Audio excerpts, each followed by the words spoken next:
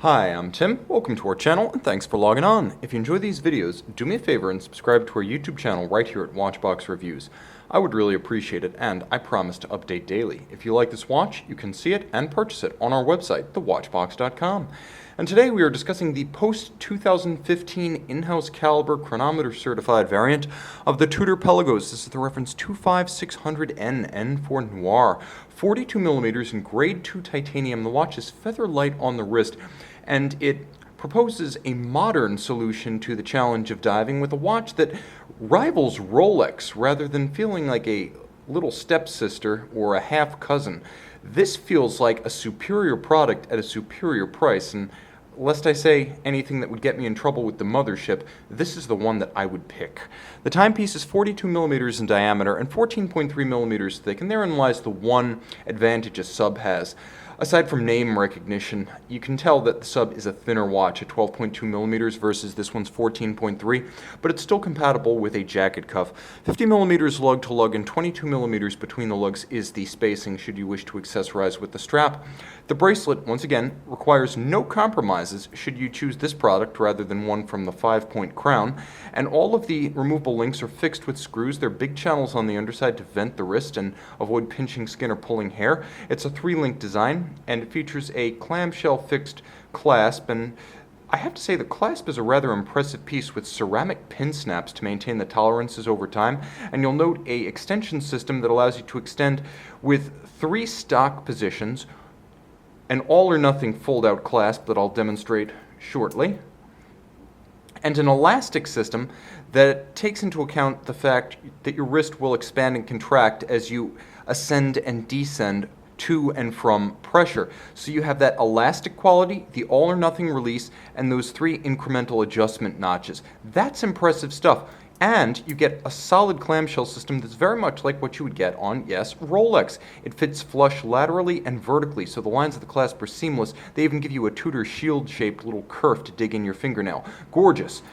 Jumping back to the case, it is somewhat simple compared to a sub, but then again, a sub hasn't had bezels from the factory for generations. A little bit of vintage-inspired pointy crown guard profiling, but you will note that this is a contemporary Tudor diver, as the Heritage Black Bay eschews crown guards altogether. You have that sheer protection for the crown.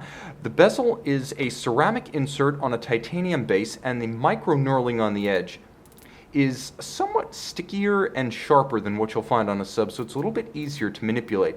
The bezel is wonderfully luminescent. You'll get a full lume shot at the end of the video. It also has a wonderfully mechanical feel to it. It truly satisfies. It's a bigger and chunkier detent than what you'll find on a Rolex diver.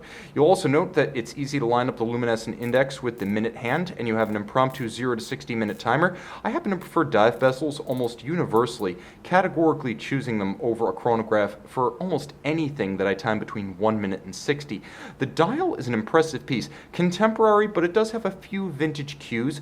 You'll note that some of the forms about the seconds hand, hour hand, and index shape are designed to reference the old late 60s to mid 70s Tudor snowflake submariners without plagiarizing them outright, and where this watch really sets itself apart from the vintage timepieces is the depth of the dial. Solid blocks of luminescent material. These are not printed on. These are applique indices, but they look like giant printed indices because they are simply composed entirely of luminescent material rather than being luminescent material seated on top of an applied index. Matte black base, zero reflectivity, excellent visibility, AR coating on the underside. You will note that each of the indices is set into a ray halt that slopes down to give a dished profile and an extra degree of depth to the dial. No nonsense black on white high contrast date disc. Underneath the case back, protected to 500 meters and protected against accidental seal and crystal ejection by a helium escape valve, you have the Tudor manufacturer caliber MT, and this is MT5612. So the MTs introduced in 2015 on the Pelagos, 70-hour power reserve, antimagnetic silicon hairspring, COSC certified Swiss chronometer, beats away at 8 beats per second or 4 hertz. The hacking seconds, the quick set date, it's all here. Full balance bridge and a free sprung index for toughness. 26 joules, it's basically built like a Rolex caliber, so very tough but with a longer power reserve than the sub, and Tudor's been a bit more liberal about using advanced materials. There's the case made of titanium and there's the hairspring made of silicon. To date, that's not something you can get in a sub or a Sea Dweller. You can see this remarkably deluxe junior Rolex Tudor dive watch on our website, thewatchbox.com.